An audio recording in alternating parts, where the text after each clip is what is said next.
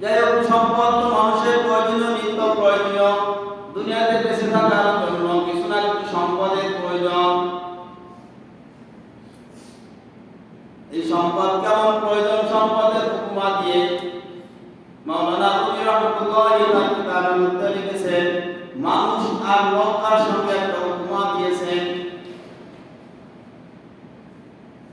মানুষ আর নৌকার মধ্যে একটা উপমা দিয়েছেন।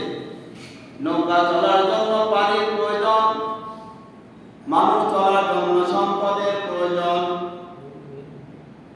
আবে আমদা জিজে কিস্তি কুস্তিয়াস, আবে আমদা জিজে কিস্তি কুস্তিয়াস, আবে দর কিস্তি হাকে কিস্তিয়াস।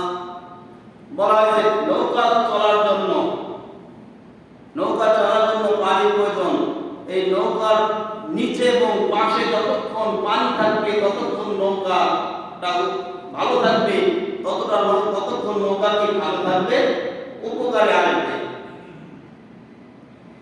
এই পানি যখন নৌকার তল থেকে, নৌকার পাশ থেকে পানি যখন নৌকার ভিতরে ঢুকে যাবে, পানি যখন নৌকার ভিতরে প্রবেশ করবে, নৌকা ভালো থাকবে না, নৌকা নষ্ট হয়ে যাবে, নৌকা ধ্বংসের কারণ হয়ে যাবে।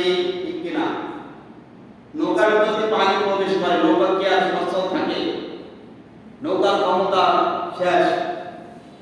নৌকা দ্বারা কাজ হয়তো সেই কাজ সব হইল, নৌকা বরঞ্চ নৌকায় ধ্বংস হয়ে যাবে পানি যদি নৌকার ভিতরে প্রবেশ করে। দুনিয়াতে বেঁচে থাকার জন্য ইমানের সাথে বাঁচতে হলেও সম্পদের কিছু প্রয়োজন। তবে জীবন্তরের মধ্যে সম্পদের ভিতরে প্রবেশ করানো যাবে না। আল্লাহ রাব্বুল আলামিন বলেন, ফাইদা কুদিয়াতিস সালাতু ফান্তাশিরু ফিল আরদ ওয়াবতাগু মিন ফাদলিল্লাহ। তোমরা যখন নামাজ শেষ হয়ে যায়, নামাজ থেকে যখন ফারিগ হয়ে যাও, তোমরা তখন সম্পদ অনুসন্ধানের জন্য ছড়িয়ে পড়ো। আল্লাহ রাব্বুল আলামিন বলেন, যখন আল্লাহর হুকুম নামাজ আমরা পড়লাম, আদায় করলাম, নামাজ থেকে ফারিগ হওয়ার পরে আমরা দুনিয়ার জমিনে ছড়াই পড়ব সম্পদ অনুসন্ধানের জন্য। ব্যবসার মাধ্যমে হোক, চাকরির মাধ্যমে হোক, শিক্ষার মাধ্যমে হোক, যেভাবে হোক না কেন হালাল ভাবে তোমরা কি করো? সম্পদ অন্বেষণ করতে নেমে যাও। আল্লাহ রাসূল সাল্লাল্লাহু আলাইহি ওয়াসাল্লাম ফরমান,